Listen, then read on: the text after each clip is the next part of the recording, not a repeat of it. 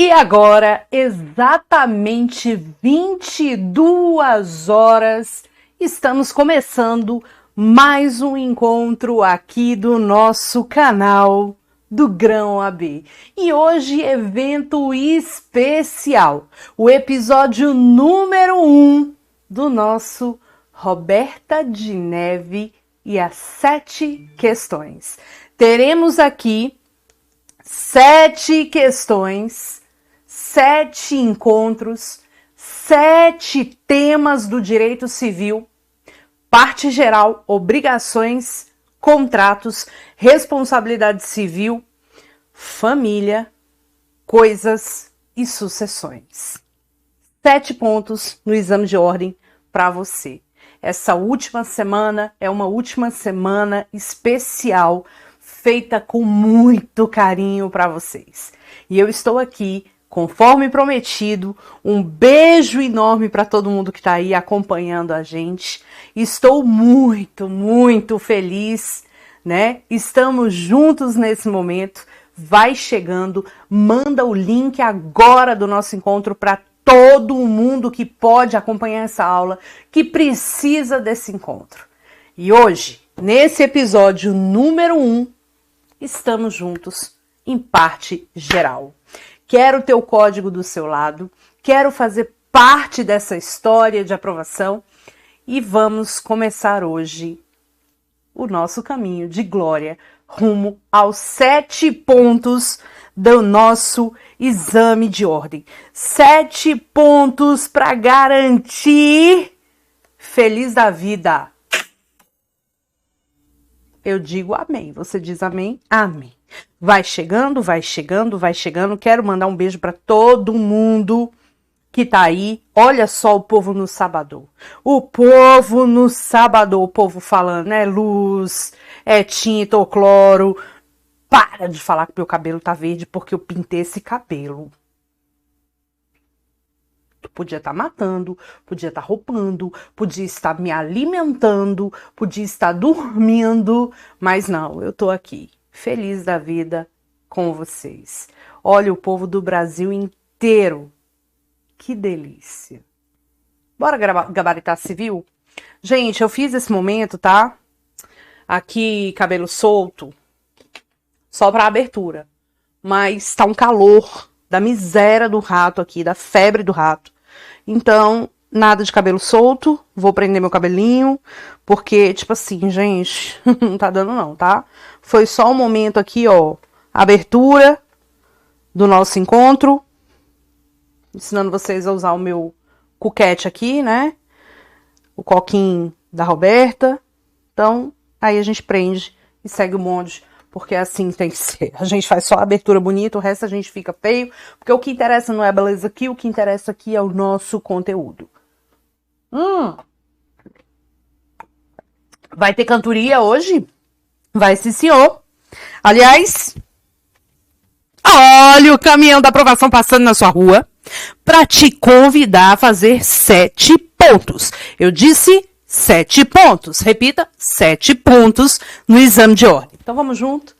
Vamos aqui ao nosso episódio número 1. Quero todo mundo printando. Ai, gente, não botei meus brincos. Deixa eu botar meu brinco aqui, né? Pra fingir que eu sou menininha, bonitinha. Tá? Porque eu esqueço de ser menininha, bonitinha. Hoje eu passei o dia dando faxina, rapaz. Vamos lá. Ai, que povo lindo. Estamos batendo quase 300 aqui, hein? Vamos bater 300? Ó, eu vou começar a ficar com ciúme, porque na aula da professora Blasucci vocês ficam aí em 800, 1000. Comigo é só... Mas tá bom. Não vou reclamar, não. Tá tudo lindo. Eu não tenho como me comparar à minha maravilhosa, loiríssima, blasutésima. Vamos lá, gente. Vamos pro nosso material? Vamos falar de coisa boa? Vamos começar o nosso episódio número 1. Olha que slide lindo que eu fiz pra vocês, gente. Fui eu que fiz. Curtiu? Fui eu que fiz. Vamos lá. O povo tá assustado com o caminhão da aprovação. Episódio número 1 hoje vamos falar de parte geral, tá? Estamos com Vida Inteligente na Madrugada com Roberta de Neve. Pessoal, primeira coisa que pode cair na sua prova. O que pode rolar na sua prova? Pessoa natural. Roberta, o que de pessoa natural pode cair? Gente, vamos fazer aquele esquema bem categoria, tá? Bem rápido, que a gente está acostumado, só para a gente recordar um ponto. A parte de pessoa natural é bem a parte inaugural do nosso direito civil. Então, a gente tem que tecer algumas considerações. A gente sabe que nosso exame de ordem sempre vai trazer questões contextualizadas. E por falar em questões contextualizadas, a gente sempre tem que contar uma historinha. Só que para a gente inaugurar esse tema, a gente não vai conseguir contar uma historinha muito diferente das tradicionais. Então, vamos recordar a nossa Maria Civilina, mega grávida, né? Grávida de Taubaté, a nossa mega barrigona. Vamos lá. Tá aqui nossa Maria Civilina.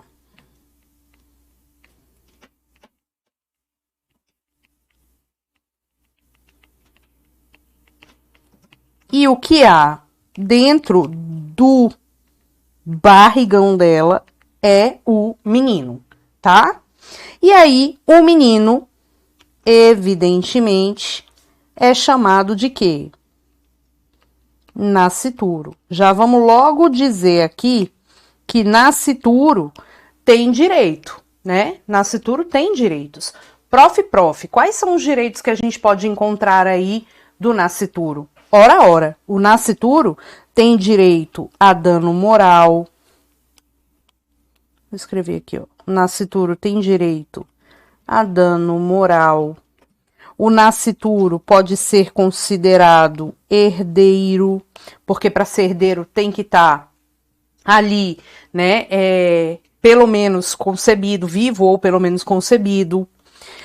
É possível o pagamento de seguro de PVAT em virtude da morte do nascituro, tá? O que mais que a gente tem aí do nascituro? O nascituro tem direito a alimentos gravídicos. E se cair na sua prova essa história de alimentos gravídicos, você vai lembrar, tá? Você vai lembrar que os alimentos gravídicos, se não forem pagos, ensejam também a prisão civil do devedor de alimentos.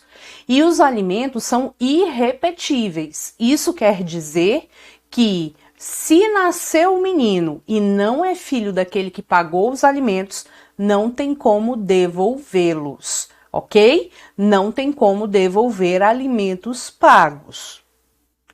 Tudo bem? Vamos lá. Aí, o menino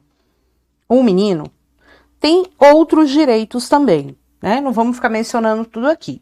Mas o fato é que o menino sai do ventre materno, nasce, respira,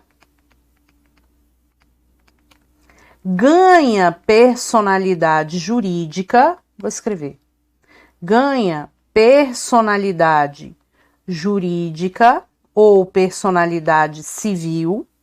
Roberta, qual é o conceito de personalidade jurídica? Um conceito bem de boa. Personalidade jurídica é uma aptidão genérica para titularizar direitos e deveres na ordem civil, tá? Direitos e deveres na ordem civil, perfeito. Prof, aí ele ganha personalidade jurídica e a gente sabe que ele ganha um outro brinde, que é a chamada capacidade de direito. Ele ganha capacidade de direito. Roberta, eu quero artigos. Artigo 1º, artigo 2º. Toda pessoa, inverti, perdão. Artigo 2º, artigo 1º. O artigo 1º fala que toda pessoa é capaz de direitos na vida civil, tá bom? Aí, deixa eu te contar. Qual é o conceito de capacidade de direito? É exatamente o mesmíssimo conceito de personalidade jurídica. A gente pode, inclusive, falar que a personalidade jurídica é uma aptidão genérica para titularizar direitos e deveres, e a capacidade de direito é exatamente essa possibilidade de exercer esses direitos e deveres. Então, enquanto que a personalidade jurídica é ligada ao ter direitos e deveres, a capacidade de direito é ligada a exercer esses direitos e deveres. O tempo passa, a pessoa alcança a maioridade aos 18 anos, e quando ela alcança a maioridade aos 18 anos, ela passa a ter capacidade de fato. Quando ela passa a ter capacidade de fato, o que que acontece? A capacidade de fato é uma situação que faz com que a pessoa possa exercer esses direitos e deveres sozinho. Então, eu quero que você olhe com bastante atenção aqui para o nosso material e observe, meus caros, que a pessoa nasce com vida, ela passa a ter direitos e deveres, ela pode exercer esses direitos e deveres, mas para exercer sozinho esses direitos e deveres, ela tem que ter a capacidade de fato, ok? E aí, eu quero que você observe que respirar significa, vou botar aqui, ó, nascer com vida, é a entrada de ar no pulmão. O que a gente vai ter aqui de informação importante? Se a pessoa tem, preste atenção agora, se a pessoa nasce, respira, adquire personalidade jurídica, adquire capacidade de direito e já tem capacidade de fato, a gente fala que essa pessoa é plenamente capaz. Agora, se a gente fala que a pessoa nasce, respira, adquire personalidade jurídica, adquire capacidade de direito, mas não tem ainda a capacidade de fato, é porque essa significa o quê? Que ele é Ai, meu celular caindo aqui. Ai, gente, peraí que eu derrubei tudo. Peraí, vamos lá.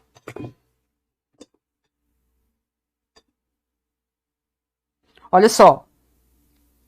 Significa que ele é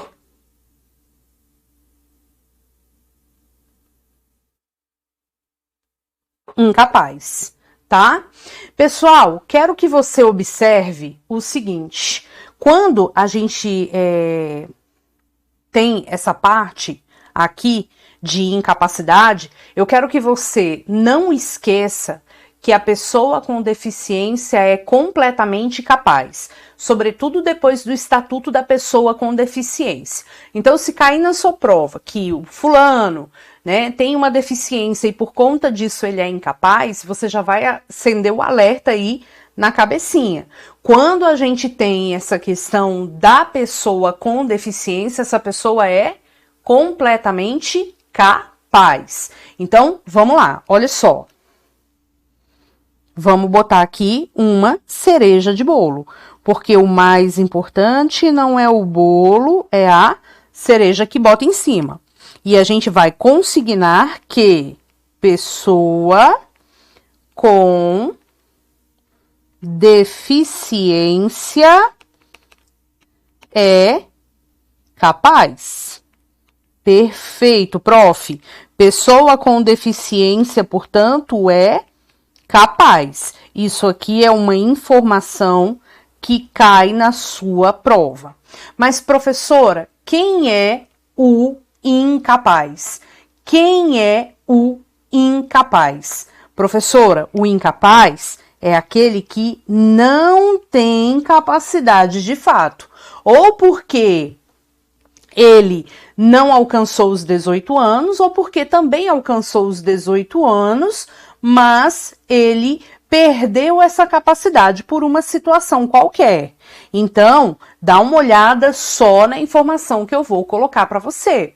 Pessoa com deficiência é capaz. Professor, é qualquer deficiência? Sim, qualquer deficiência a pessoa é capaz. Mas, professora, a pessoa, por conta da deficiência, não manifesta vontade nenhuma. Essa pessoa não manifesta vontade de nada. O que eu faço, prof? Pela deficiência, ela é capaz. Mas, afinal de contas, quem são os incapazes? Atenção, porque agora é um tema muito cobrado no exame de ordem. Olha só, quem são os incapazes? Pessoal, o incapaz é aquele que a lei diz ser. Professora, que lei? O Código Civil. Nós temos 2 artigos, o artigo 3º e o artigo 4º.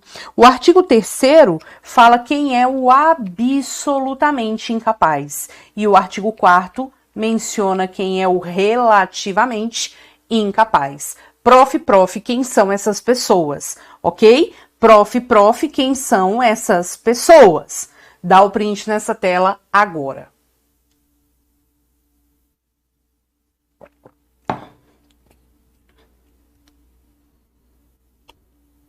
Quem são os incapazes? Como a gente viu, o absolutamente incapaz e o relativamente incapaz. Artigo 3º, artigo 4º. Roberta, quem são essas pessoas? Veja que nós estamos montando uma apostila, tá? Para a gente guardar no coração, para estar sempre observando. Então, a página número 1 da nossa apostila foi essa. A gente vai montar as outras páginas. Vamos lá. O único absolutamente incapaz depois do estatuto é o menor de 16 anos, que a gente chama carinhosamente de menor impúbere, porque não teria alcançado ali a puberdade, tá? Aos olhos do legislador infraconstitucional. Já o relativamente incapaz são aqueles descritos no artigo 4º. Prof, quem são essas pessoas?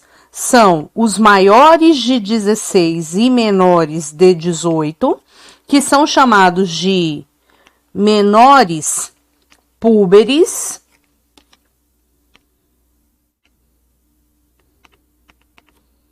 Quem mais?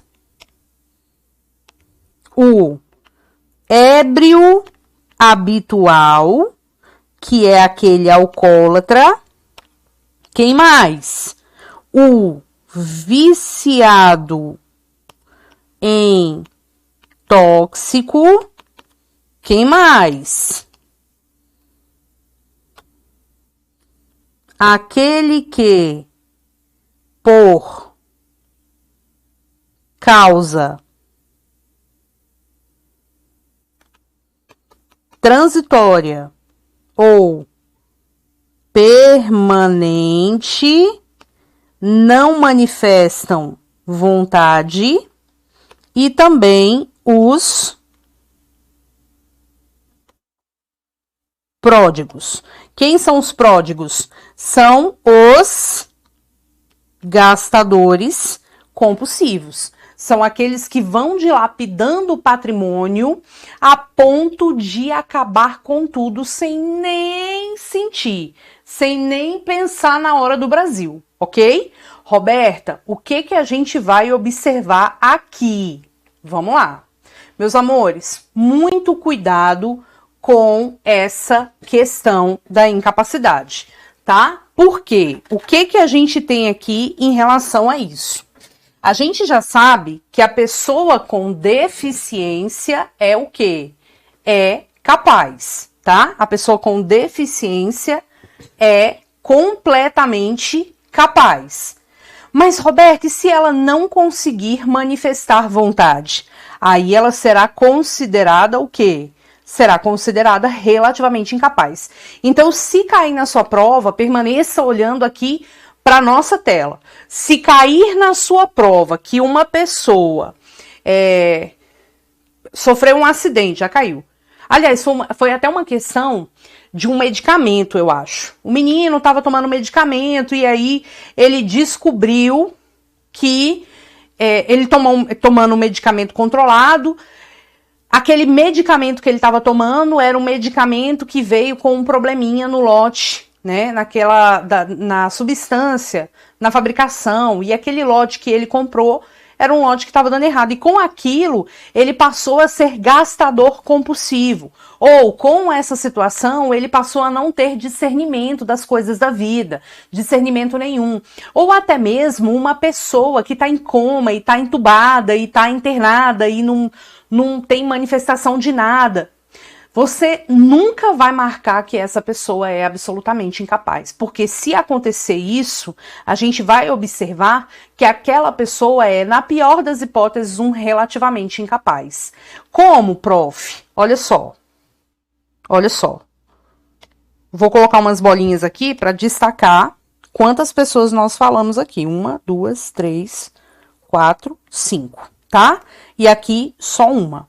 Se a pessoa com deficiência não manifesta vontade, e aí se ela não manifesta vontade em virtude da deficiência ou por qualquer outro motivo, essa pessoa vai ser considerada relativamente incapaz, bem aqui, ó, por essa situação aqui. Aquele que por uma causa transitória ou permanente não manifeste aí vontade, ok? Belezura? Show de bola, volta lá. Prof, em tempo, a gente tem alguma coisa. Peraí, gente, que eu vou pegar um livro aqui só para apoiar meu braço. Me dá 1 minuto.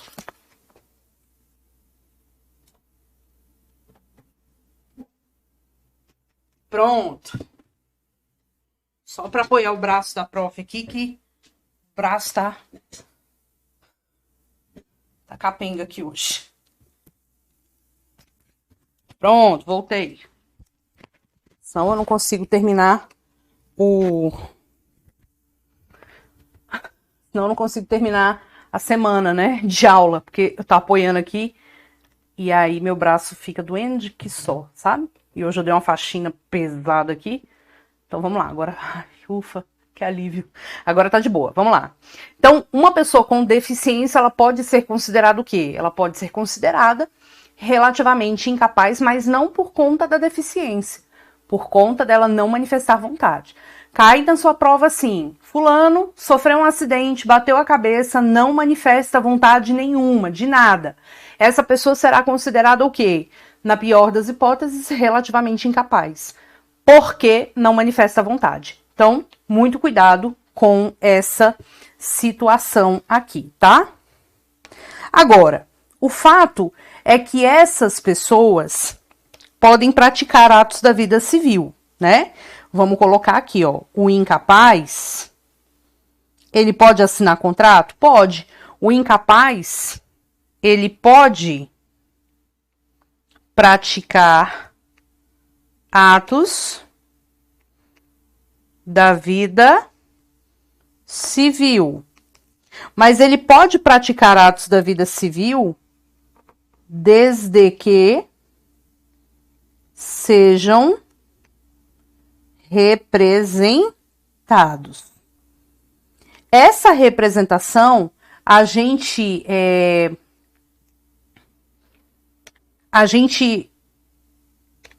costuma chamar de representação aqui para os absolutamente e costumamos chamar de, vou puxar essa setinha aqui por aqui, ó. Costumamos chamar de assistência para os relativamente. Então, a gente costuma falar que os absolutamente são representados e os relativamente são assistidos. Mas o fato é, quem são esses representantes? Nós podemos encontrar aqui 3 possibilidades. Atenção! Quem são esses representantes? Podemos ter aqui os genitores. Atenção agora. Podemos ter os tutores. E podemos ter os curadores. Professora, quando que eu vou ter um? Quando que eu vou ter o outro? Eu sempre tenho uma dificuldade nessa parte. Só que agora você não vai ter mais. Atenção. Os genitores representam os seus filhos menores. Simples. Os genitores representam os filhos menores. Isso é automático. Isso decorre do chamado poder familiar. Veja, o poder familiar é o poder que os pais possuem sobre os filhos menores. Então, aqui, a gente vai ter um cuidado sobre os filhos menores, e é um cuidado que decorre do chamado poder familiar. E esse poder familiar, ele é um poder que é automático. E é esse poder familiar que autoriza os pais a tomarem decisões pelos filhos, a terem gestão da vida dos filhos, a terem direito, inclusive, ao usufruto legal dos bens dos filhos. Batata, é automático. Só que a gente tem que observar, sobretudo um artigo aqui, deixa eu botar aqui na nossa internet, a gente tem que observar aqui o artigo 1638. Porque o 1638 é um artigo que fala da perda do poder familiar. Ele diz o seguinte: perderá por ato judicial o poder familiar ou o pai ou a mãe que castigar imoderadamente o filho, deixar o filho em abandono, praticar atos contrários à moral e aos bons costumes, incidir reiteradamente nas faltas previstas no artigo antecedente, entregar de forma irregular o filho para terceiros para fins de adoção, não pode, e perderá também por ato judicial o poder familiar aquele que. Esse parágrafo único foi incluído em 2018, logo no ano de 2018 também foi cobrado em prova, tá? Ou no início de 2019, foi cobrado no exame de ordem, pode vir novamente. Praticar contra outrem igualmente titular do mesmo poder familiar. Homicídio, feminicídio ou lesão corporal de natureza grave ou seguida de morte, quando se tratar de crime doloso envolvendo violência doméstica ou familiar, ou menosprezo ou discriminação à condição de mulher. Estupro ou outro crime contra a dignidade sexual sujeito à pena de reclusão. E também praticar contra filho, filha ou outro descendente os mesmos atos. Então a gente tem que lembrar que violência doméstica é um caso de perda do poder familiar, ok? Isso vai ser cobrado na sua prova. Muita atenção. Aí caiu no exame de ordem assim: aquele que pratica violência doméstica perde o poder familiar sobre todos os filhos, mesmo os filhos maiores. Errado. Ele perde o poder familiar sobre os filhos menores. Sobre os filhos menores, aí sim. Então, olha só o que nós temos aqui, tá? O que a gente tem aqui? A gente vai observar o seguinte: esse poder familiar, ele pode chegar ao fim. E ele pode chegar ao fim, tá? Pelos casos previstos. Aliás, o poder familiar, eu vou botar bem assim, ó. Ele pode chegar ao fim pelos casos de morte. Ah, professora, maioridade também, beleza. Mas pelo caso de morte, dos pais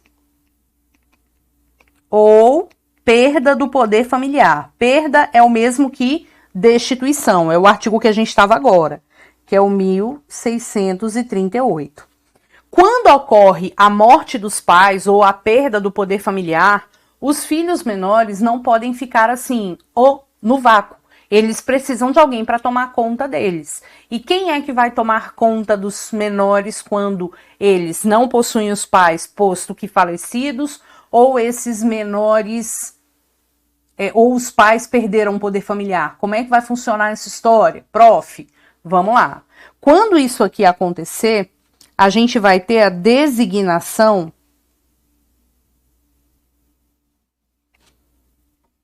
de um tutor. Roberta, a gente vai ter a designação de um tutor? Vai ter a designação de um tutor. Então, o fenômeno da tutela só entra em cena quando o poder familiar dos pais chega ao fim pela situação de morte ou pela situação de perda do poder familiar, tá bom? Agora, veja o seguinte, já caiu no exame de ordem a seguinte questão, e já caiu mais de uma vez, tá? Já caiu mais de uma vez. Roberta, quais foram os casos de cobrança? Olha só a história. João e Maria tiveram um filho, Joãozinho. João e Maria tiveram o filho Joãozinho. João morreu. Maria ficou tomando conta do filho Joãozinho. Quando ele completou 12 anos de idade, a Maria descobriu que muito possivelmente ia morrer em breve porque descobriu um câncer terminal. Maria deseja designar sua irmã como tutora. Maria pode designar a irmã como tutora? A resposta é positiva. Porque quando a gente fala da tutela, vamos botar aqui no nosso código, quando a gente fala da tutela, a gente chega aqui, ó, no 1729. Que diz o seguinte: o direito de nomear o tutor compete aos pais em conjunto. Evidentemente que se um dos dois já for falecido, nada feito. A nomeação deve constar de testamento ou qualquer outro documento autêntico. Então, nessa situação, a Maria poderia designar o tutor para o filho dela? Poderia. E ela iria fazer como, prof? Ela iria fazer por meio de testamento ou por meio de qualquer outro documento autêntico. Então, aqui a gente toma nota de que o direito de nomear o tutor, vou puxar aqui, ó, uma informação bem importante, tá? Aliás, vou botar aqui embaixo, né? Dá para colocar aqui embaixo, olha só. O direito de nomear tutor é de quem? Dos pais. E como que os pais podem fazer isso? Os pais podem fazer isso, o quê? Por meio de testamento. Eu deixo um testamento dizendo quem eu quero que seja o tutor de meu filho, ou por qualquer documento autêntico. Roberto, o que é um documento autêntico? O juiz vai analisar no caso concreto. Ou por qualquer documento autêntico, ok? Agora, deixa eu te contar. Se os pais foram destituídos do poder familiar, eles podem nomear um tutor? Epa, olha aqui o 1730. É nula a nomeação de tutor pelo pai ou pela mãe que ao tempo de sua morte não tinha o poder familiar, ok? Que ao tempo de sua morte não tinha o poder familiar, tá bom? Belezura? Então vamos lá. Oxente, gente, cadê minhas anotações aqui? Ah, nossa, quase morri agora. Jesus, tá bom? Agora, Roberto, e se os pais falecerem sem designar um tutor? Excelente questionamento ali da nossa Miriam. Olha, da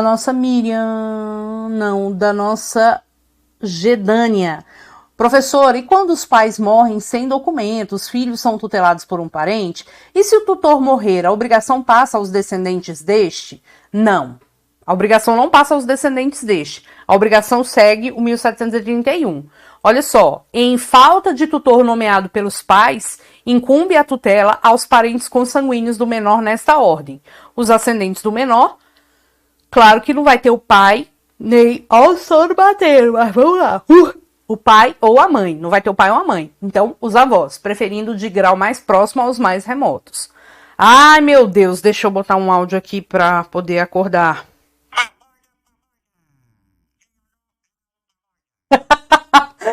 Aos colaterais até o terceiro grau, irmãos, tios, né, preferindo os mais próximos aos mais remotos e no mesmo grau os mais velhos aos mais moços. Em qualquer dos casos, o juiz vai escolher entre o que estiver mais apto a exercer a tutela em benefício do menor, ok? Então sempre segue essa situação. Se os pais não deixarem uma designação de quem vai ser o tutor, o juiz vai designar, dentre esses do 1731, inciso 1 e 2. Se o tutor nomeado morrer, segue esses aí, ok? Roberta, o irmão não fica? Fica. Os colaterais até o segundo grau. Se o irmão for maior e capaz, ele pode ficar, tá? Então vamos lá. Aí, beleza. Os tutores, eles vão ser designados por decisão judicial. Claro, claro. Vai até assinar documento de tão importante que é. Decisão judicial, ok? Aí, eu te pergunto, e se o incapaz for... Gente, para de ficar falando de bocejar na aula. Reage.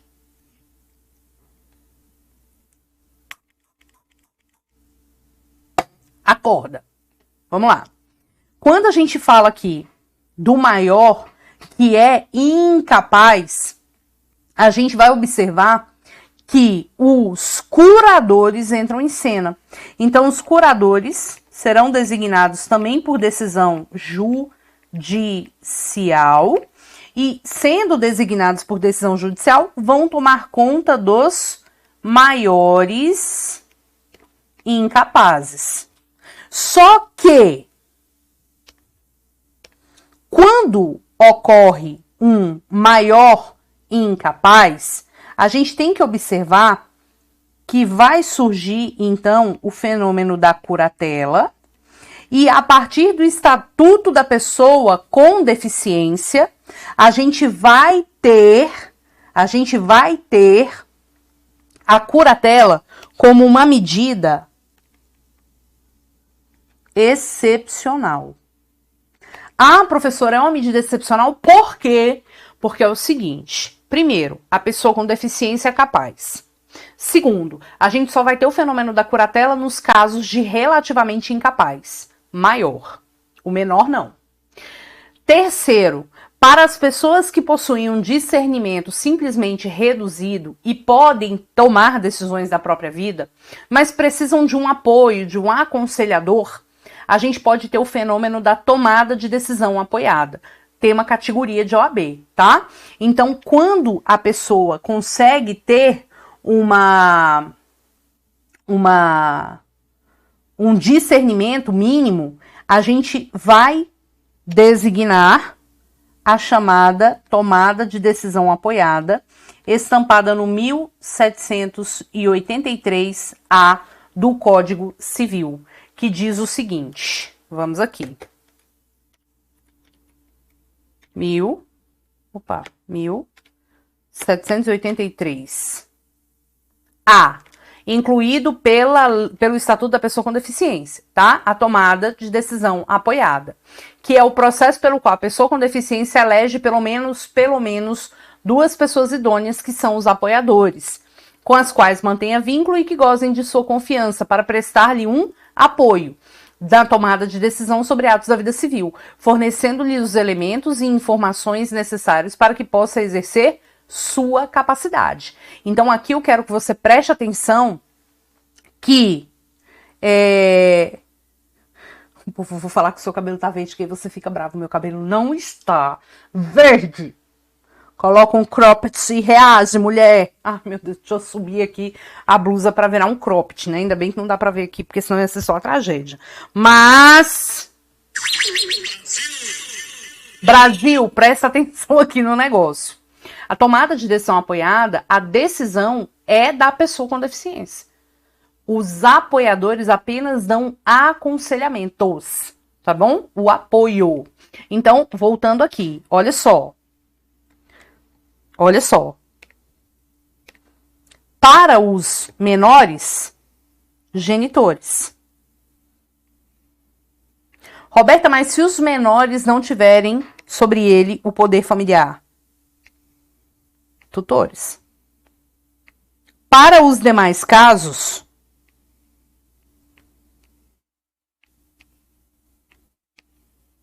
curadores. Só que, no que tange os pródigos, a gente vai ter que essa questão dos curadores é apenas para fins patrimoniais, tá? Muito cuidado, mais do que tudo, tá? É para fins patrimoniais, ok? Olha o caminhão da aprovação passando na sua rua, te chamando para acordar. Me vinguei agora. Vamos lá. Acordei até minha mãe agora. Então, fizemos uma consideração aqui sobre as pessoas que são consideradas incapazes, ok? Dá uma olhada aqui no material. Dá o print nessa tela. Tome, fica falando que meu cabelo tá verde? Uhum.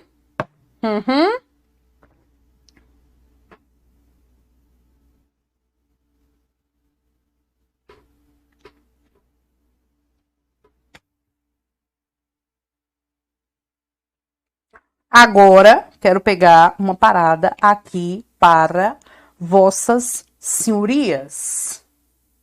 Enquanto eu pego, vai olhando para mim. Ai, gente. Tô falando. Quero pegar um negócio aqui.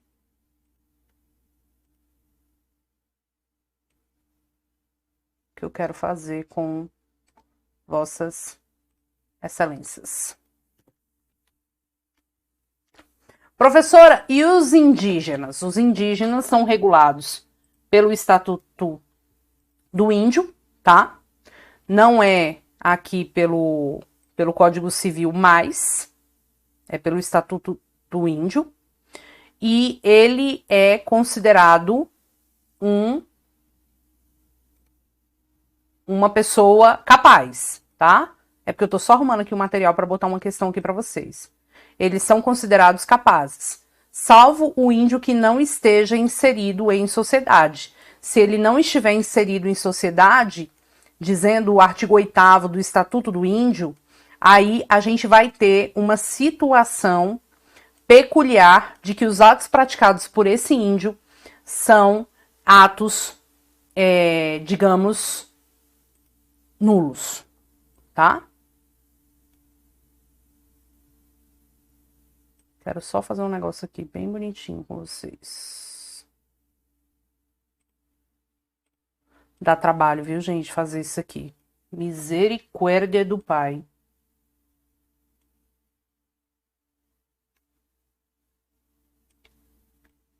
Só quero botar um negócio aqui bem bacana para vocês, tá? Quando a gente fala da pessoa natural, a gente fala também sobre emancipação. E aí, eu volto para o nosso material para a gente falar sobre emancipação. Por quê? É possível que a pessoa antecipe a capacidade de fato? Sim. E o tema é por meio da emancipação, tá? O povo tá falando que verde é o meu cabelo e verde significa esperança. É isso mesmo, produção?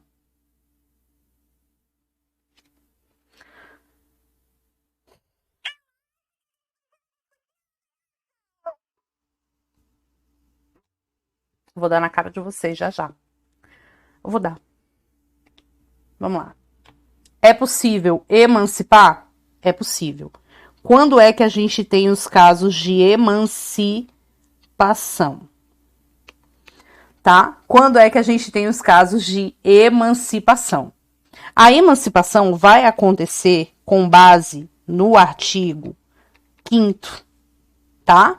Quando é que a gente tem o fenômeno da emancipação? Nós temos 3 situações, tá? A gente tem 3 situações de emancipação. A gente tem a emancipação voluntária. Oi. Deixa eu fazer um negócio aqui. Pegar minha régua, né, gente? Porque enquanto vocês estão aí falando de mim, tô aqui me esforçando para ser uma pessoa boa. Nós temos a emancipação voluntária,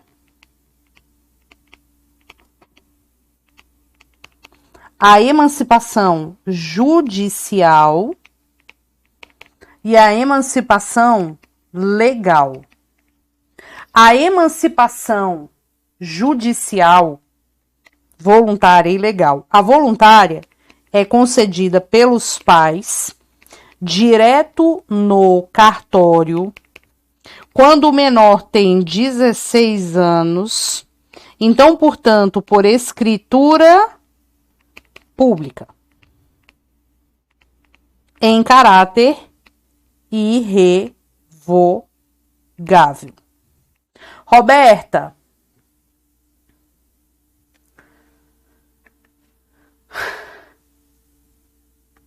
esse caso de emancipação voluntária concedida pelos pais, direto no cartório, por escritura pública, quando o filho tenha 16 anos e é irrevogável. Professora, eu preciso da homologação do juiz? Não. Os pais deixam de ser responsáveis pelos atos dos filhos? Não. Os pais deixam de ter que pagar alimentos? Não. Deixam de ser responsáveis pelos atos dos filhos? Não. Só não vai poder mandar mais nos filhos. Tá? E é irrevogável. Não existe desemancipação. Perfeito. Agora, Roberta Verde de Neve. Se os filhos são tutelados porque os pais são falecidos ou perderam o poder familiar, eu posso ter o tutor emancipando o filho? Não. O filho não, o tutelado? Não. Nesse caso, a emancipação ocorrerá pelo juiz, por meio de uma sentença judicial, quando o menor tenha 16 anos, tá? Né? Ouvido o tutor e o MP. Então, o tutor não tem como emancipar o menor voluntariamente no cartório. Isso já foi objeto de prova da OAB, tá bom? Tá bom? Agora, quais são os casos de emancipação legal? Vamos lá. Nós temos o casamento. Com quantos anos eu posso casar? Com 16 anos. Professora, eu posso casar com 16... Gente, como vocês são insuportáveis, tá?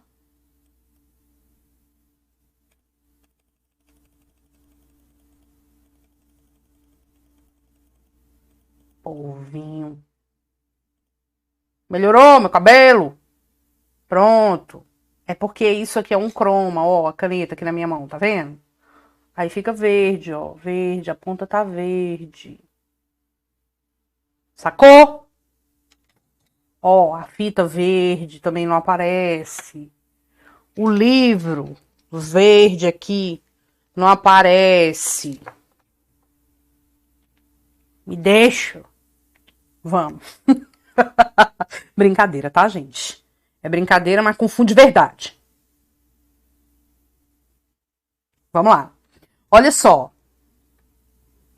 Aqui, o casamento, ele pode acontecer agora com a idade mínima de 16 anos, tá bom?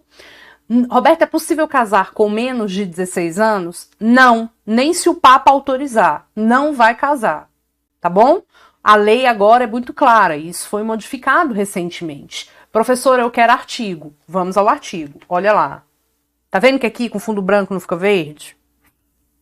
Tô brincando, tá, gente? Não tô. tô brincando. Mentira.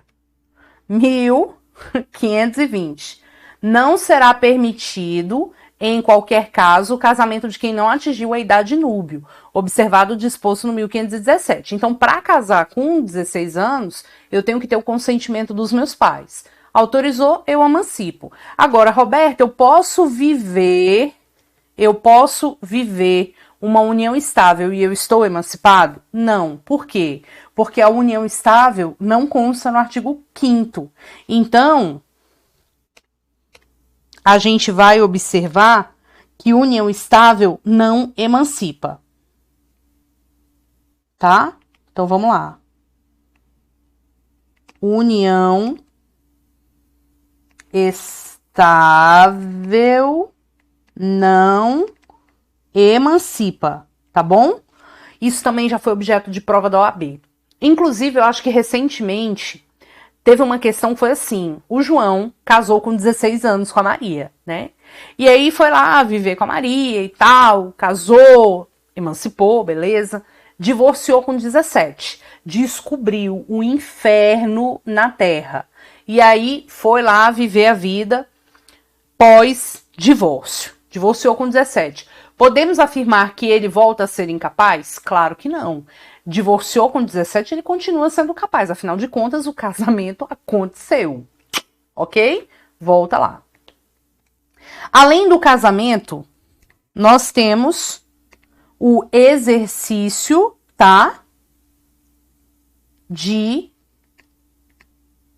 emprego público efetivo. Eu vi alguém falando aí de estupro de vulnerável. Pessoal, cuidado, porque antes tinha a possibilidade de casar com menos de 16 anos para evitar a punição pelo crime de estupro. Isso mudou no direito penal já há muito tempo. O Código Civil só foi ser alterado com a nova redação do 1520. Em nenhum caso, nem mesmo para evitar crime de estupro, nem mesmo em estupro, nem mesmo em caso de gravidez, vai ser permitido o casamento de quem não alcançou os 16 anos, pelo menos, tá? Não faça isso, não case com 16 anos. Vamos lá.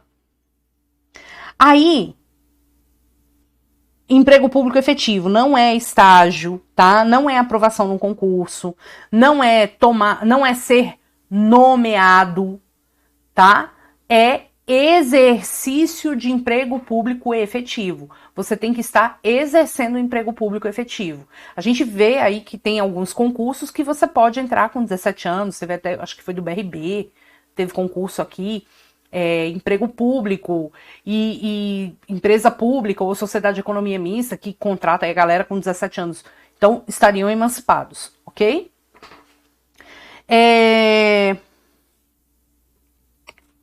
Colação de grau em curso superior. A colação de grau em curso superior é a colação de grau mesmo. Não é, pessoal, aprovação no vestibular. Não é aprovação no vestibular. É colação de grau em curso superior mesmo, de verdade. A pessoa queimou a etapa de ensino, teve autorização judicial para isso, e aí se formou com 15 anos de idade no curso superior, que não é curso técnico, é curso superior. Essa pessoa está emancipada, ok? Roberta, se uma pessoa foi emancipada voluntariamente pelos pais, ela pode casar sem autorização? Pode, porque ela é capaz. Essa pessoa que é emancipada voluntariamente pelos pais com 16 anos, ela pode qualquer coisa da vida civil, tá? As nossas idades não podem ser confundidas com as idades do ECA, não podem ser confundidas com as idades do crime. Então, aqui no cível, ela está emancipada para os atos da vida civil, mas lá no crime, a gente vai aplicar a regra da maioridade penal, que é os 18 lá, tá bom? Não vai poder dirigir, tá? Não vai poder dirigir, etc. Tudo bem? O que mais?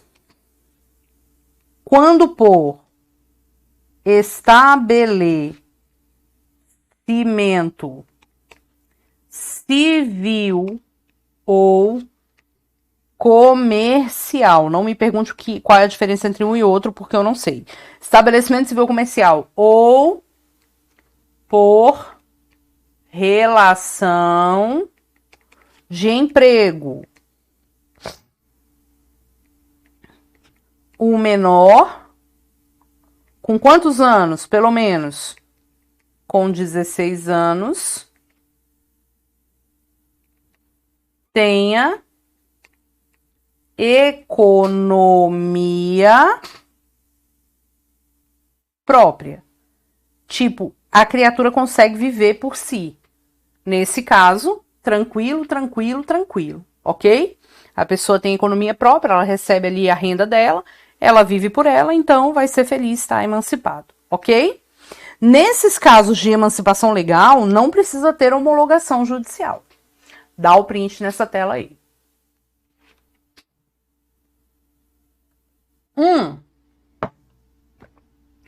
Mas chegou uma hora que a pessoa morre, né? A pessoa morre. Professora, morte é tema de OAB? É, meu amigo, é tema de OAB? O que você acha? Muito. Para essa parte, eu já coloquei uma coisinha preparada para vocês aqui no material. E uma questão FGV, que não é de OAB, é de concurso, mas que dá pra gente tirar uma noção muito poderosa do tema morte, tá? Olha só o que eu preparei pra você aqui. Deu o print? 3, 2, 1.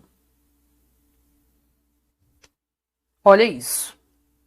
Olha essa questão. Não olha os desenhos ainda, que eu vou explicar pra vocês. Mas olha essa questão. Arnaldo saiu de casa em 2004. Bem questão de OAB, tá? Arnaldo saiu de casa em 2004. Desde então, não houve mais notícia dele. Ficou escurinho aqui porque pegou bem em cima do desenho. Mas em 2005, seus filhos pleitearam a declaração da sua ausência, que foi deferida no mesmo ano, com a arrecadação de bens do Arnaldo e a nomeação de um dos filhos como seu curador. Em 2006, a pedido do curador, foi aberta a sucessão provisória de Arnaldo. E os filhos foram... O povo tá falando que a Maísa tem economia própria desde os 5 anos, tá? Pessoal, pessoa emancipada pode tirar CNH? Não, tá? Não, ok? Então vamos lá. E os filhos foram emitidos na posse dos bens também em 2006. Em 2017, a requerimento dos filhos, a sucessão provisória foi convertida em definitiva. O advogado dos filhos, contudo, os alertou que, reaparecendo Arnaldo até 2027, poderia exigir de volta os bens no estado em que se encontrarem. Arnaldo presume-se morto desde... Pessoal, essa parte aqui, dessa questão, é uma cobrança de morte. E a gente tem que lembrar no direito civil das modalidades de morte. Eu já deixei os esquemas prontos para vocês. Roberta, quais são as modalidades de morte que nós temos? Dá uma olhada aqui. Olha só. A gente tem aqui a morte que põe fim à pessoa natural. Tranquilo. Mas a gente tem a chamada morte real, morte presumida, morte por comoriência e a morte civil, tá? A morte real é a morte encefálica, é o fim da atividade cerebral. A morte real é aquela morte da música famosa. Tá lá o corpo estendido no chão. Tô lá com o corpo morto estendido no chão. Esse corpo morto é o que reflete a morte real, porque o médico vai emitir um atestado de óbito e a partir do atestado de óbito você tem a certidão de óbito. Para fins de transplantes, Lei 9434 deve-se considerar a morte encefálica, que é o encerramento das atividades cerebrais, tá?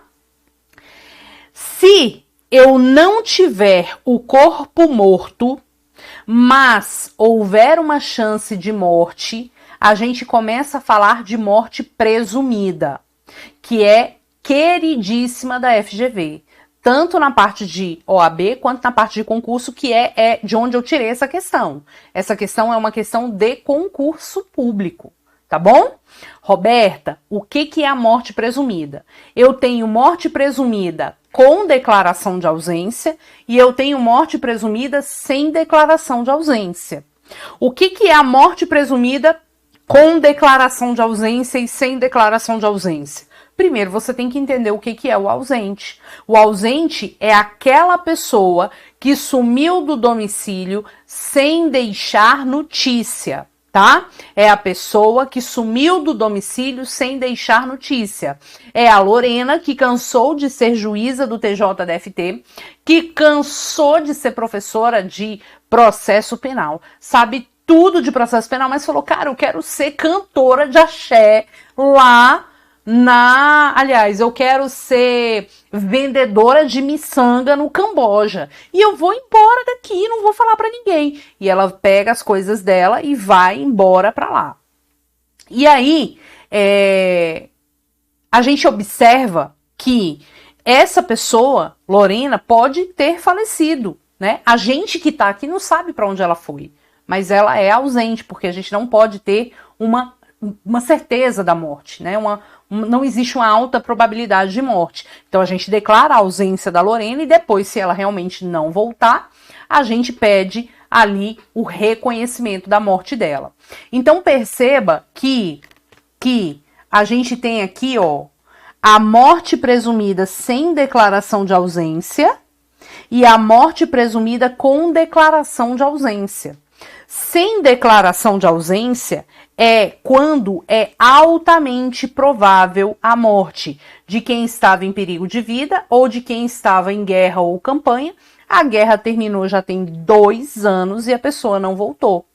Encerradas as buscas pela autoridade responsável, que declara o encerramento das buscas, a gente pode pedir uma declaração judicial da morte e o juiz vai fixar a data provável da morte.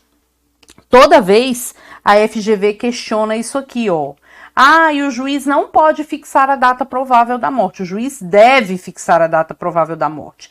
Roberta, por que o juiz deve fixar a data provável da morte? Simplesmente porque existe a regra do princípio da Saizine lá do direito sucessório. O que quer dizer o princípio da Saizine? Ocorrida a morte, transmite-se imediatamente a posse e propriedade dos bens aos herdeiros. Então eu tenho que saber exatamente o momento de ocorrência da morte. Eu tenho que saber exatamente que horas que aconteceu aquela morte. Então o juiz fixa a data provável da morte. O avião caiu 10 horas e 5 minutos. Então vamos fixar a data provável da morte como sendo 10 horas e 5 minutos. Tudo bem? Isso é uma sentença declaratória. Isso está no artigo 7º. É altamente provável a morte aqui. Por isso que o juiz declara essa morte. Agora, quando Lorena pegou as coisas dela e falou, vou vender miçanga lá no Camboja, não quero nem saber, não quero ninguém atrás de mim. E ela pega a mochilinha dela e vai embora. Ninguém sabe para onde Lorena foi, ela simplesmente desapareceu. Pode ser que ela tenha morrido? Pode, mas pode ser que ela esteja viva. Então vamos com calma. Prova da OAB ama isso aqui. Ama isso aqui. Aliás, hoje eu cantei uma música de um grupo, na turma do TJ, da FT, que eu tava dando aula pra eles. Eu cantei uma música de um grupo chamado Blitz. Não sei se vocês vão lembrar. Blitz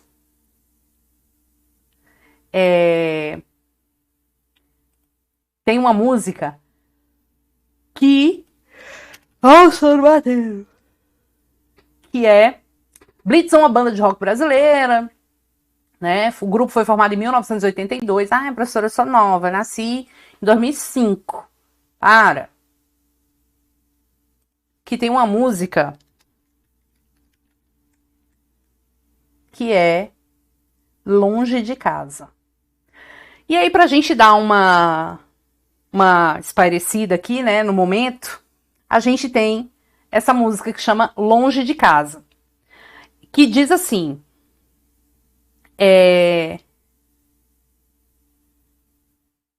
vou cantar só um pedaço, tá, gente?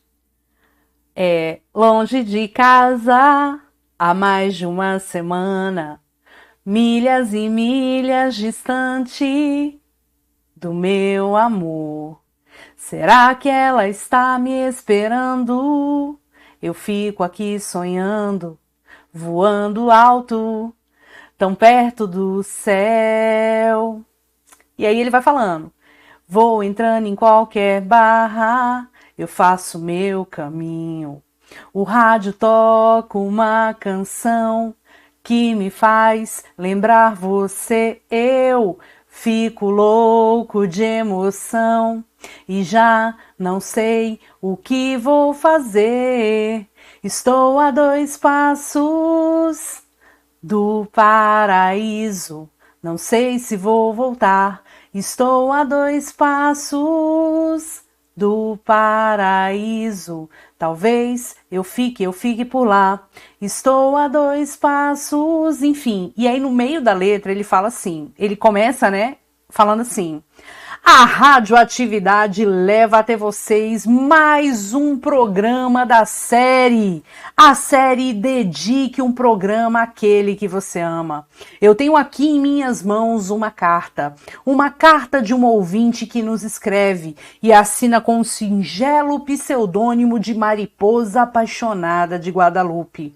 Ela nos conta que no dia que seria o dia do dia mais feliz de sua vida, Arlindo Orlando, seu noivo, um caminhoneiro conhecido da pequena e pacata cidade de Miracema do Norte, fugiu, desapareceu, escafedeu-se. Arlindo Orlando, volte onde quer que você se encontre, volte para o seio de sua amada. Ela espera ver aquele caminhão voltando, de faróis baixos, para-choque baixo. Agora uma canção canta pra mim, eu não quero ver você triste assim.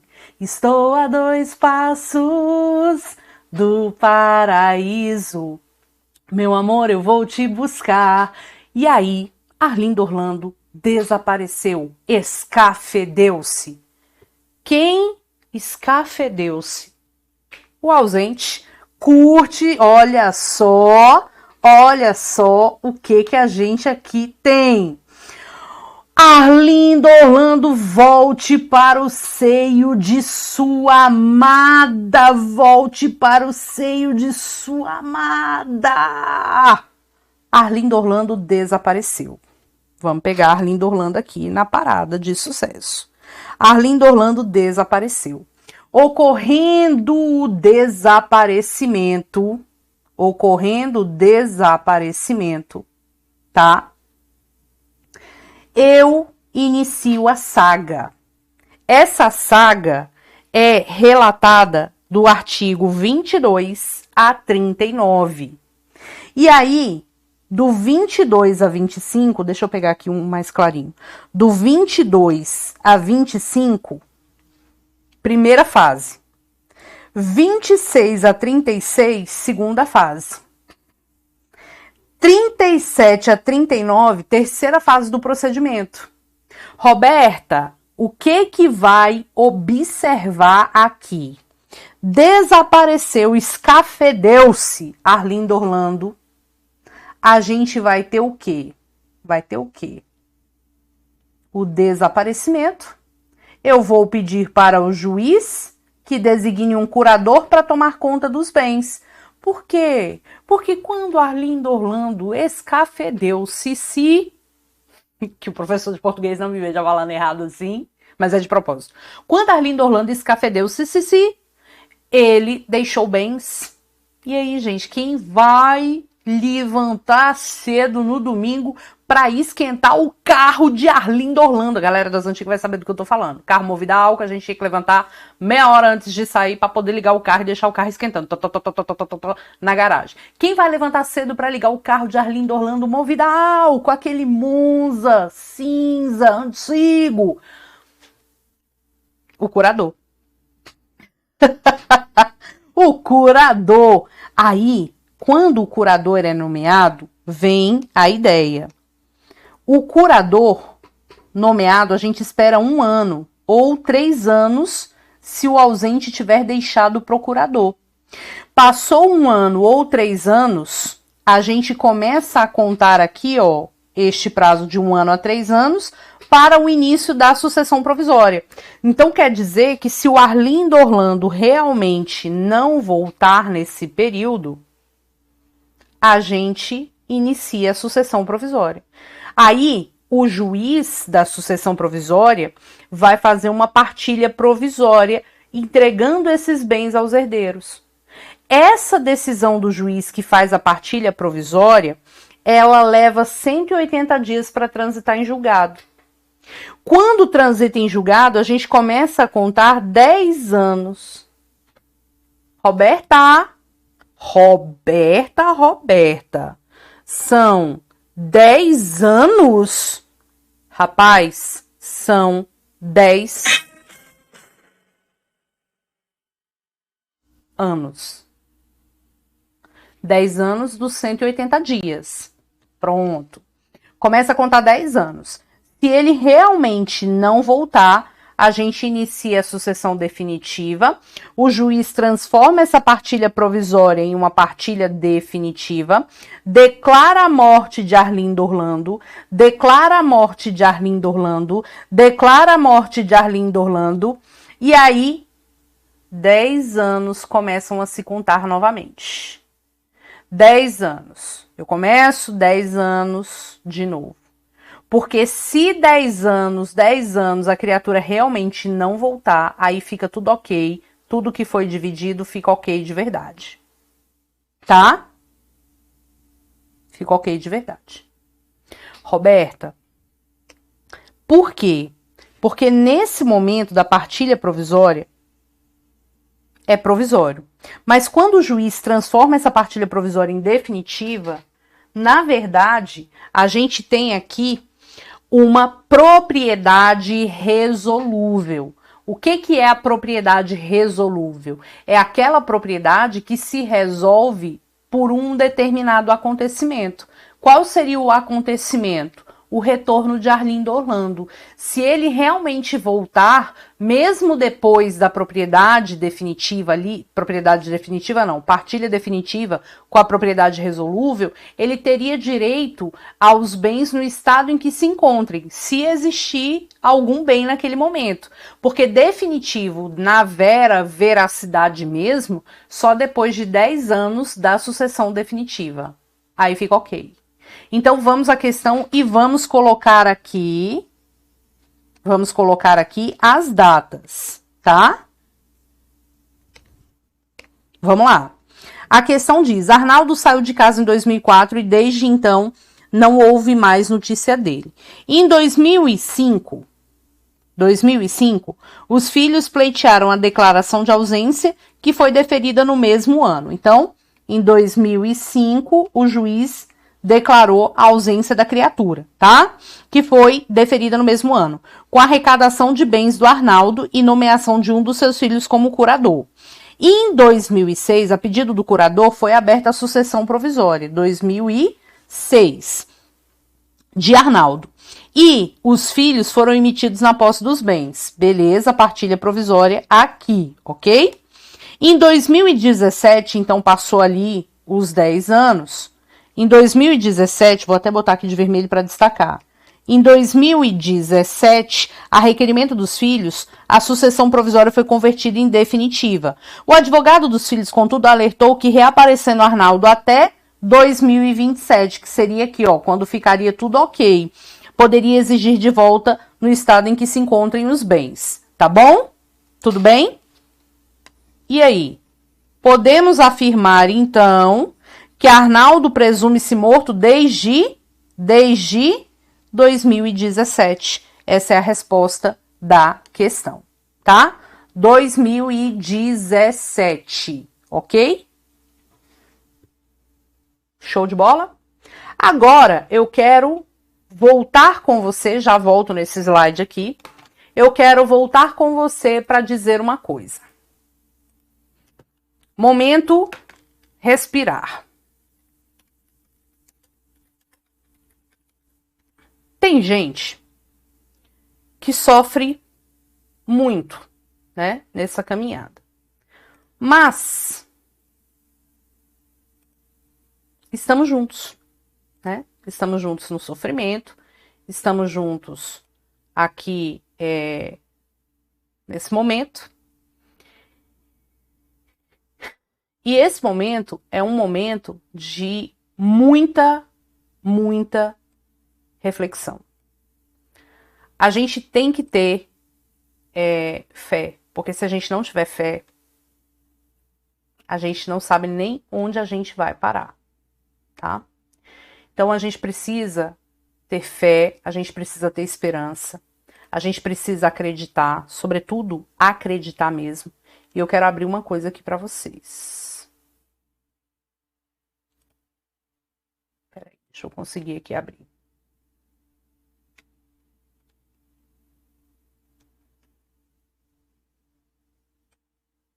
Deixa eu conseguir aqui abrir. Difícil, né? Abrir. Eu quero abrir uma coisa aqui para vocês olharem.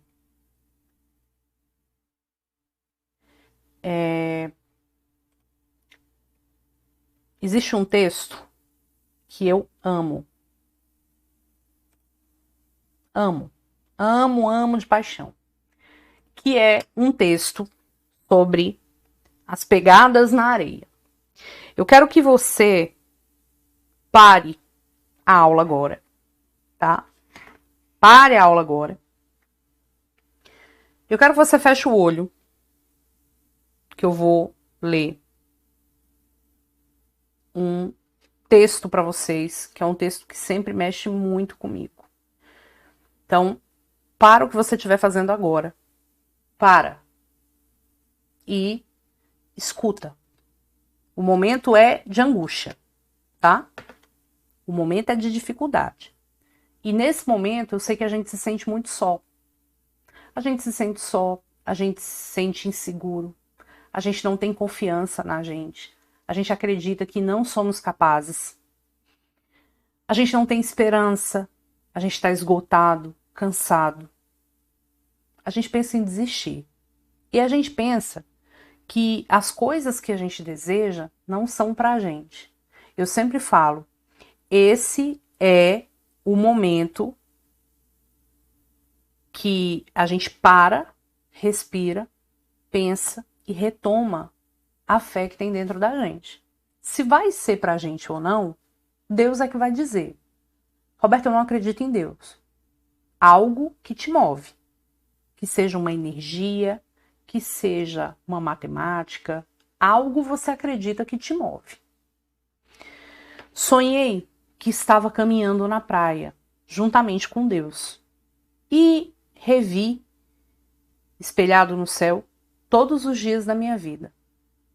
E em cada dia vivido, apareciam na areia duas pegadas, as minhas e as dele.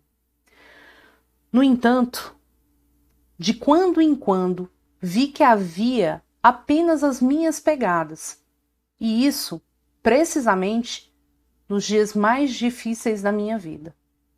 Então, eu perguntei a Deus, Senhor, eu quis seguir-te, e tu prometestes ficar sempre comigo. Por que deixaste-me sozinho, logo nos momentos mais difíceis da minha vida? Ele então me respondeu: meu filho, eu te amo e nunca te abandonei.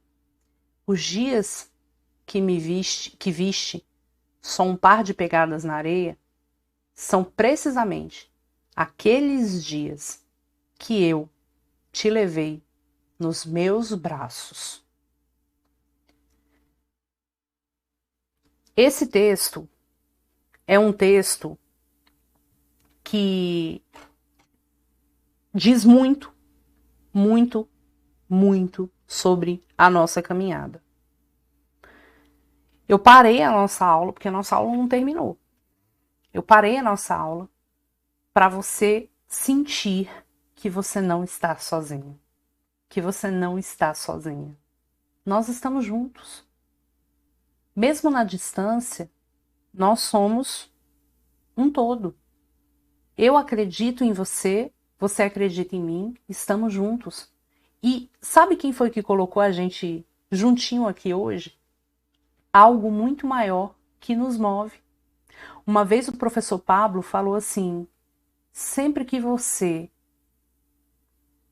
se sentir, foi mais ou menos assim, sempre que você se sentir na escuridão, ou você sentir que uma sombra se abateu sobre você, lembre-se que essa sombra vem do manto protetor divino que está sempre te cobrindo. Jamais vocês estão sozinhos, doutores.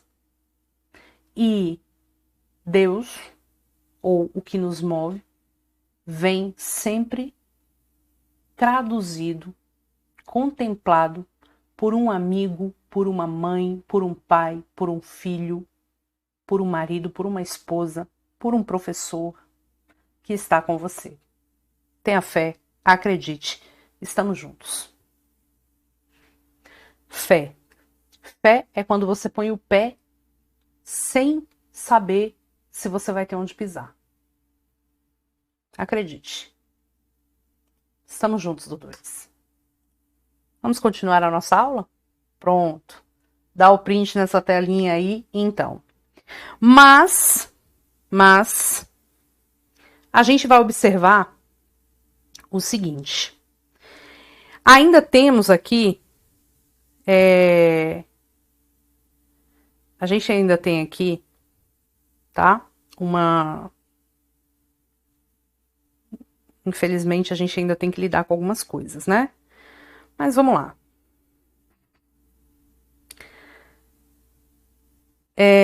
Vamos lá. A gente tem que começar tendo empatia pelo próximo. Amanhã pode ser a gente, né? Numa situação de dificuldade. Então, a gente tem que ter empatia. Vamos lá, meus amigos. Estamos juntos. Agora vamos lá. Andar com fé eu vou, que a fé não costuma falhar. Andar com fé eu vou, que a fé não costuma falhar. Andar com fé eu vou, que a fé não costuma falhar. Vamos lá. A fé não falha. Estamos juntos. Vamos lá. Além da morte real e da morte presumida, a gente tem aqui, ó, a comoriência e a morte civil, tá? A comoriência é a morte simultânea. A morte simultânea é aquela morte na mesma situação de tempo. Não precisa ser exatamente no mesmo lugar.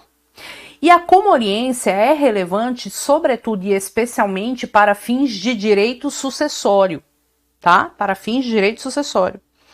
A gente vai observar que os comorientes não são considerados herdeiros entre si.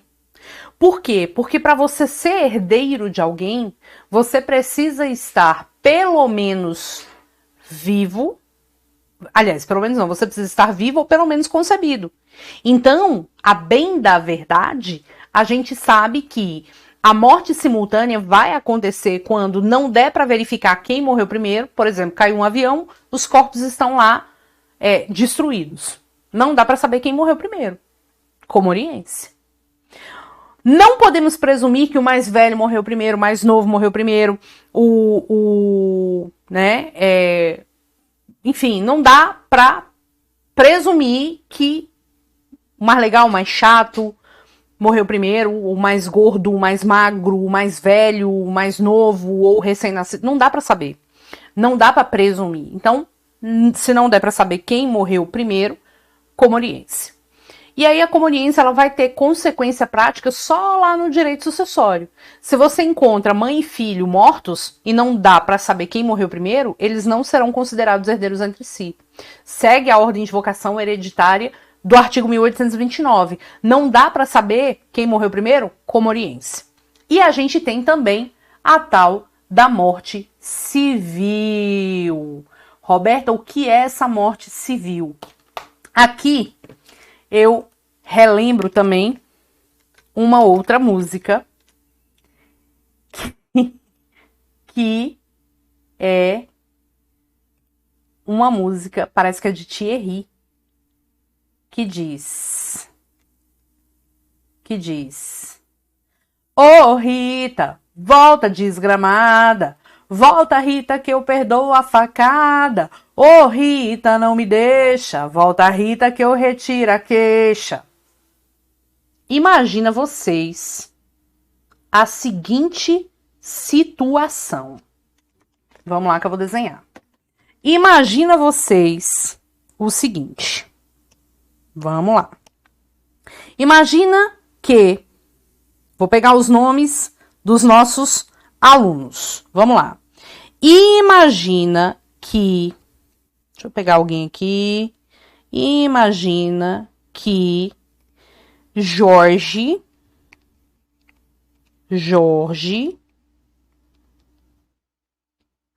é casado com Isadora. Juntos, eles tiveram os filhinhos Diego,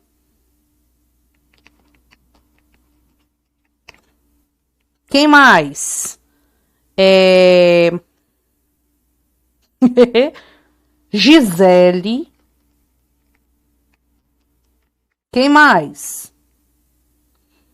A Franciele. Já eu vou pegar mais gente aí do chat, mas vamos lá. Diego é casado com a Rita.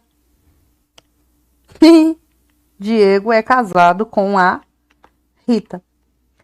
O Jorge morreu em 2020.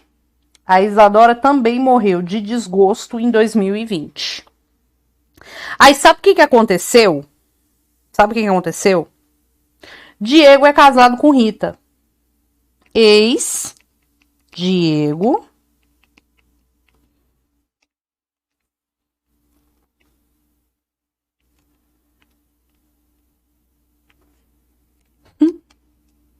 o Diego indo ao encontro de Rita. E Rita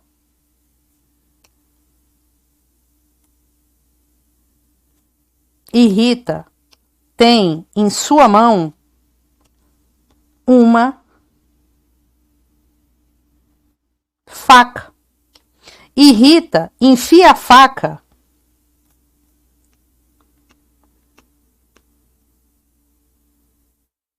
no Diego.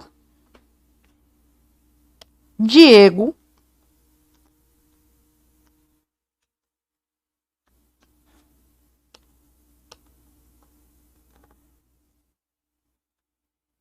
morre da facada. Diego morre da facada. Chupa Brasil. Diegão morreu da facada. Ô Rita, volta desgramada. Volta Rita que eu perdoo a facada. Ô Rita, não me deixa. Volta Rita que eu retiro a queixa. Se dá para retirar a queixa ou não, quem é que sabe? Só Michele e Lorena, porque eu mesma não sei de nada. Não sei mesmo. Quem é que vai saber disso, gente? Michele e Lorena, porque eu tô fora. Mas Diego não deu tempo nem de cantar. Volta, Rita, que eu perdoo. Não deu tempo nem de cantar, porque ele morreu na hora. Rita matou o Diego. Você sabe que para uma pessoa ser considerada herdeira, ela tem que estar viva ou pelo menos concebida na data da morte.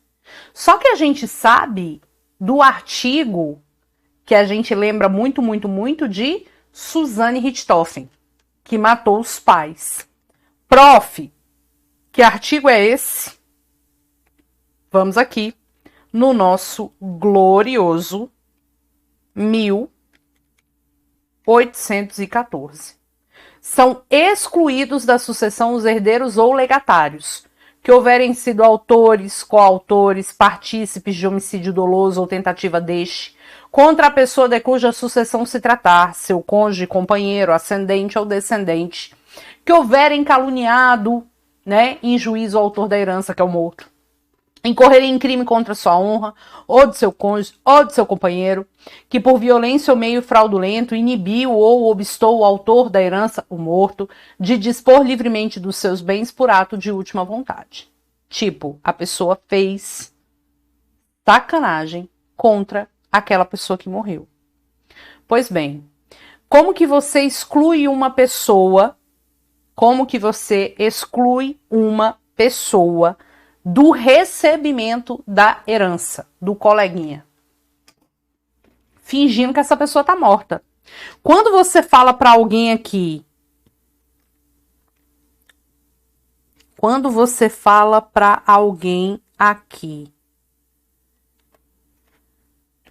para mim, você é uma pessoa morta. Você já falou isso para alguém? Eu já. Para mim, você é uma pessoa morta.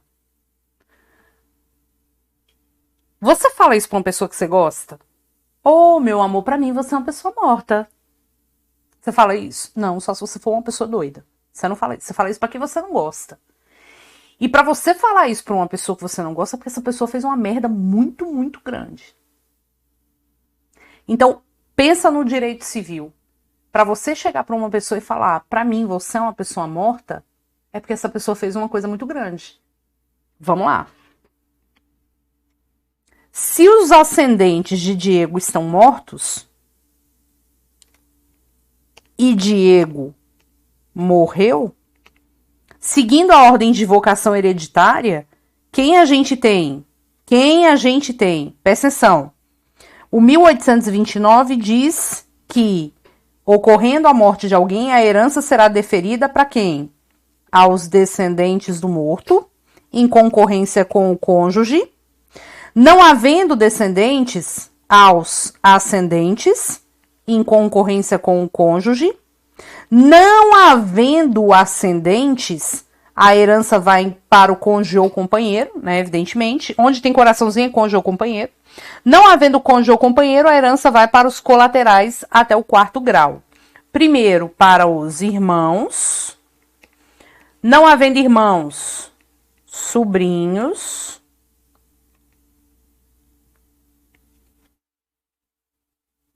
Não havendo os sobrinhos, vai para os tios. Não havendo os tios, vai para os primos. Ok? Vai para os primos. Então, vamos lá. Jorge morreu em 2020, Isadora também. Diego não tem filhos, morreu agora pela facada da Rita. Diego tem descendentes? Não, então a herança não vai para os descendentes. Diego tem ascendentes? Não, porque os ascendentes já são mortos. Diego tem Rita, a herança vai para ela. Só que o que a Gisele e a Franciele vão fazer, já que são irmãs do Diego? Vão pedir a declaração de indignidade. Vocês estão vendo que a gente já está puxando assunto de sucessões. De indignidade da Rita. Pronto. vão pedir a declaração de indignidade da Rita. Roberta, a gente vai fingir que que a Rita é morta. Pra mim, você é uma pessoa morta. A gente exclui a Rita e entrega a herança aos próximos, que são os irmãos. Mas, prof, Diego não morreu na hora. Rita deu a facada no Diego. Vamos lá. Rita deu a facada no Diego. Mas o Diego não morreu. Diego não morreu. Tu acredita nisso? Diego ficou vivo. E o Diego chegou para Rita e falou: Ô, Rita, volta desgramada. Volta, Rita, que eu perdoo a facada. Ô, Rita, meu amor, volte pra mim, por favor. E voltou com a Rita. Rita se arrependeu no meio do caminho. Se arrependeu. Ai, professora, lá no direito penal vai dar alguma coisa? Não sei, não me pergunte, ninguém quer saber de direito penal agora. Mas o fato é que eles viveram juntos. Só que o Diego falou: Ô, Rita, desgraçada, da minha herança você não tira nada.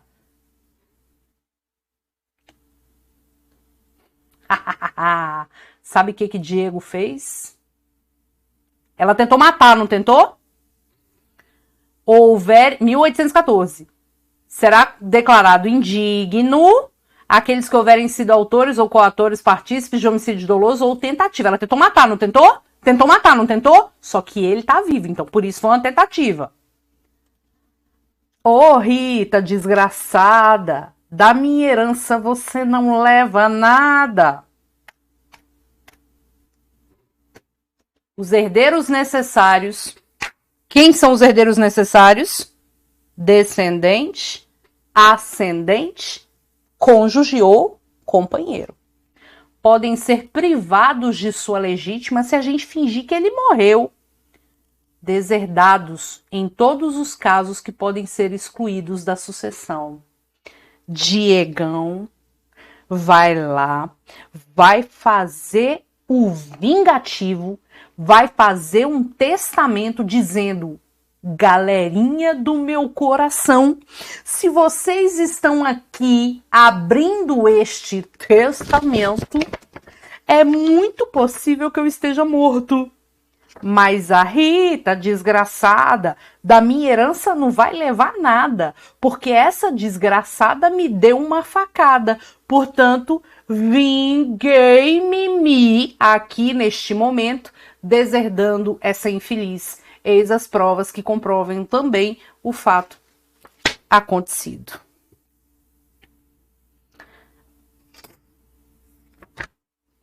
Quando Diego morreu, então. Quando Diego morreu, então, Rita, se sentindo a herdeira legítima necessária, porque Diego não tinha descendente, não tinha ascendente, tinha Rita, desgraçada, desgramada, sei lá, a música. O que rolou?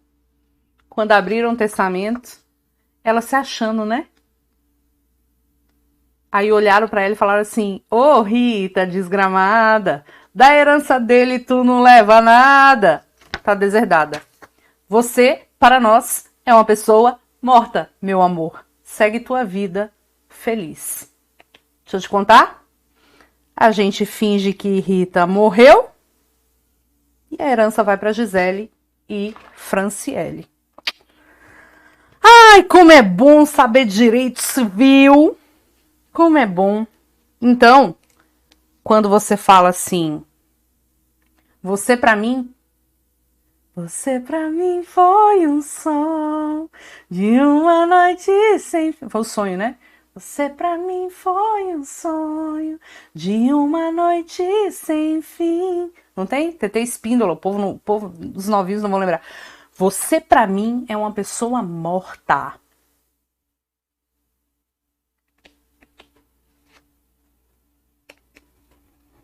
Morte civil. A morte civil é você tratar uma pessoa viva como se morta fosse. Ou pela indignidade, que foi o caso da Suzane Richthofen, ou pela deserdação, que é o caso de Diego, que levou a facada da Rita, não morreu e deserdou a desgramada para que não levasse nada. Não é lindo isso? Não é lindo isso? Mas, professora, no Brasil existe morte civil? A morte civil como punição, corresponde a uma pena de banimento. No Brasil a gente não tem essa punição. Imagina, deve ser terrível. Mas a gente tem resquícios da morte civil pelos dois institutos no direito civil: a indignidade e a deserdação. Tá no papo. Dá o print nessa tela. 3, 2, 1. Você pra mim foi um sonho de uma noite sem fim. Ah, agora vou precisar cantar, né? Como é que é a música?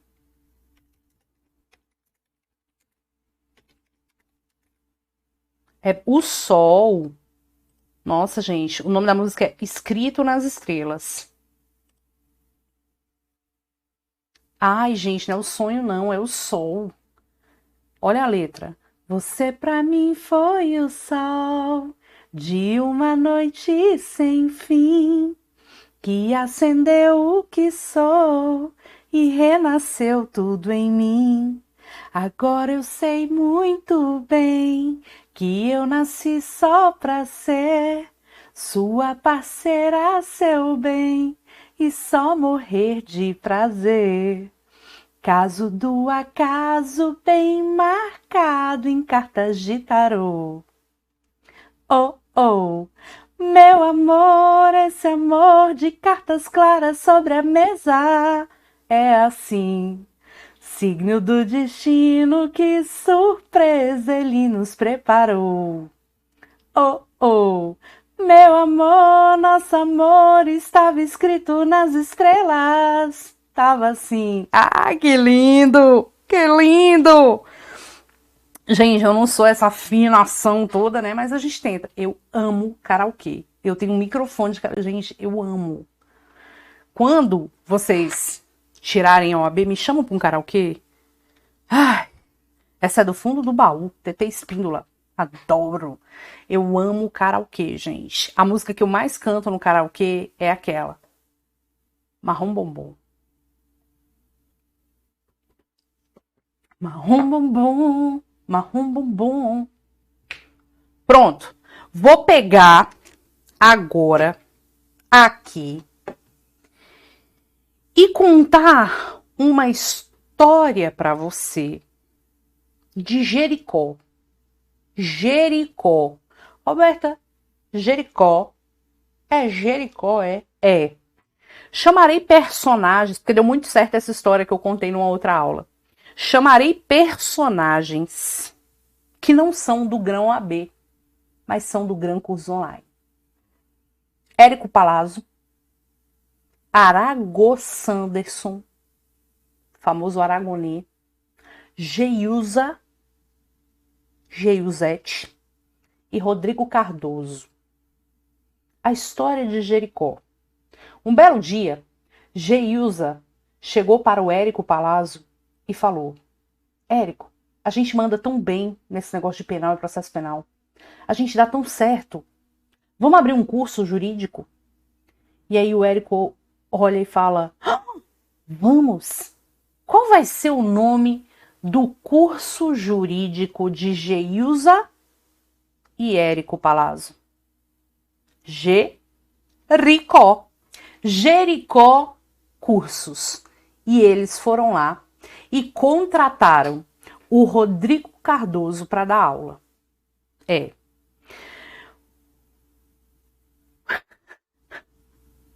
Contrataram o Rodrigo Cardoso, tadinho. chegou lá achando...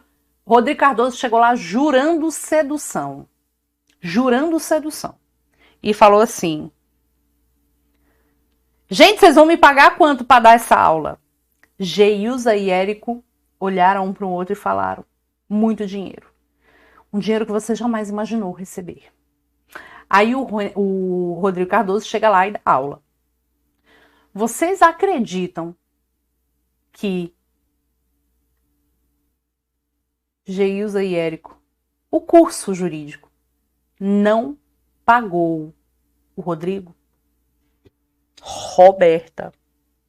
Eles não pagaram o Rodrigo.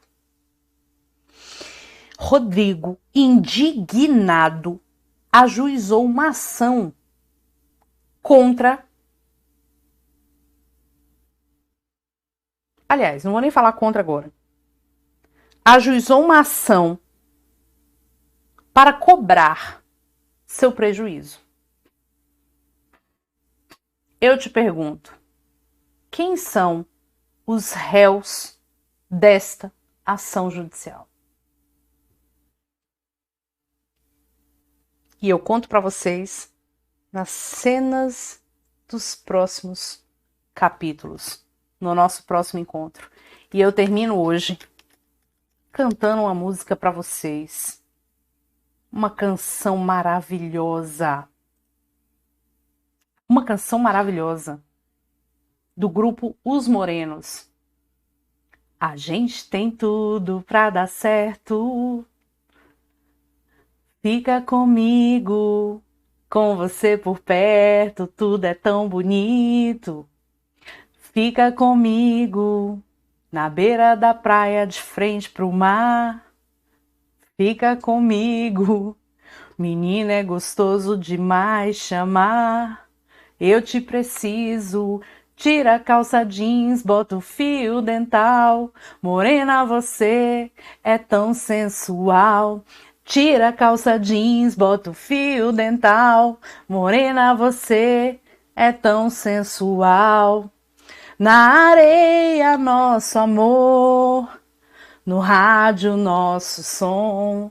Tem magia, nossa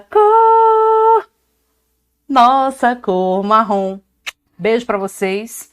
Nosso próximo encontro marcadíssimo neste mesmo bate-local, neste mesmo bate-horário, com esta mesma bate-matéria. Estamos juntos. Hoje foi nas profundezas das músicas mais antigas Vou convidar vocês para um karaokê. Vai ser top. Amo vocês, meus amores. Fiquem com Deus. Fé na caminhada, porque a felicidade está no caminho e não na chegada. Lembre-se que a chegada é a morte e nós não queremos deixar para sermos felizes nesse momento da morte. Sejamos felizes todos os dias, apesar das dificuldades, apesar das tristezas. Sejamos felizes e esperançosos, apesar de. Beijo, amo vocês. Tchau.